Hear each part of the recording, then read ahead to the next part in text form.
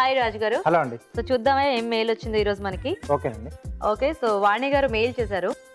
కాకరకాయ ఇంకా శనగపప్పు కాంబినేషన్ లో ఇగురు చేసి చూపించండి అంటూ. ఓకే అండి.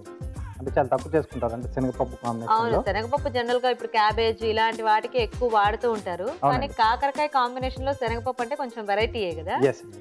సో ఇగురు అంటే అది కూడా బాగుంటుందా మనకి?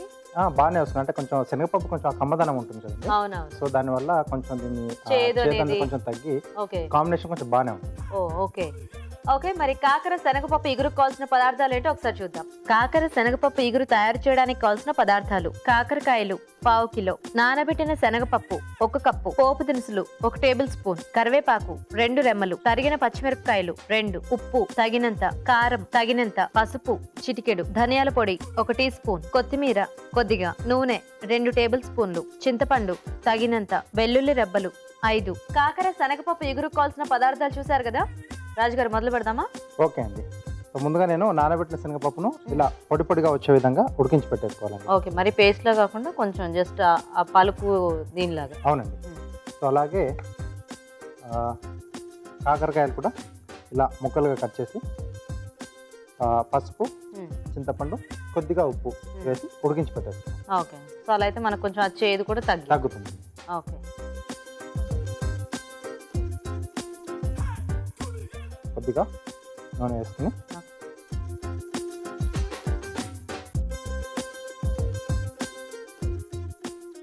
పోపు దినుసులు,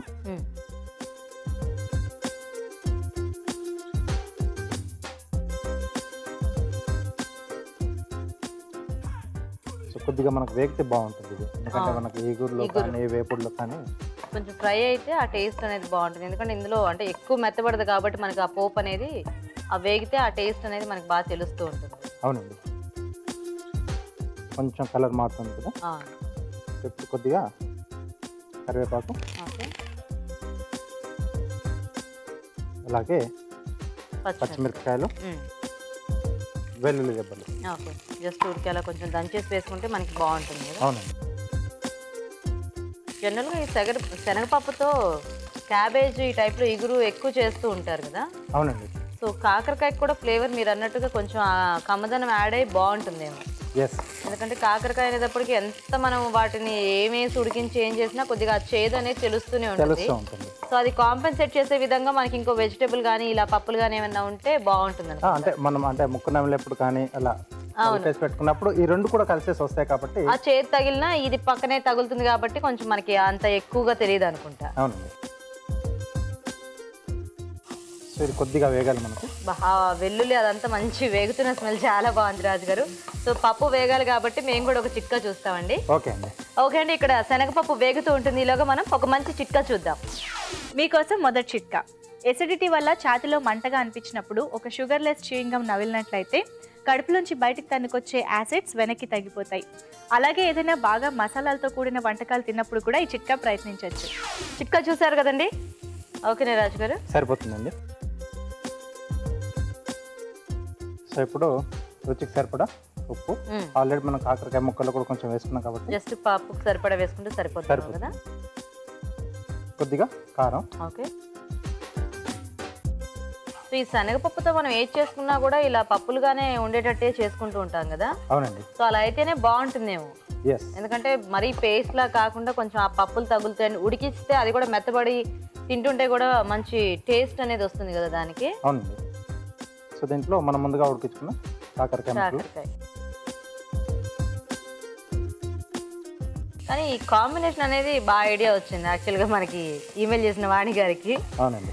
ఎందుకంటే శనగపప్పుతో ఎలా ఉంటుందో అనేది అంటే ఎవరు ట్రై చేయరు కదా. రెగ్యులర్గా కాకరకాయ అనేటప్పటికీ ఇంకా పులుసులు, వేపుళ్ళు, లేకపోతే పచ్చడి ఈ టైప్లోనే చేస్తుంటారు కానీ ఎక్కువ ప్రయోగాలు అనేవి చేయరు. సో చివరిగా కొద్దిగా ధనియాల పొడి. ఓకే, సో మనం మామూలుగా పులుసుల్లో కూరల్లో లాగా ఇక్కడ మళ్ళీ ఏమి సపరేట్గా వాటర్ పోసి ఉడికించాం కాబట్టి మనకి సరిపడా ముక్కను ఉడికించేసుకుంటే జస్ట్ వేయించేసుకుని దింపేసుకోవచ్చు కదా. అంతే. సో రెడీ అయిపోయింది. ఓకే, బాగుంది. సో ఇది రైస్లోకి, రోటీస్లోకి దేంట్లోకైనా బాగానే ఉంటుందేమో కదా రాజు గారు? అవునండి, రెండిట్లోకి తీసుకోవచ్చు.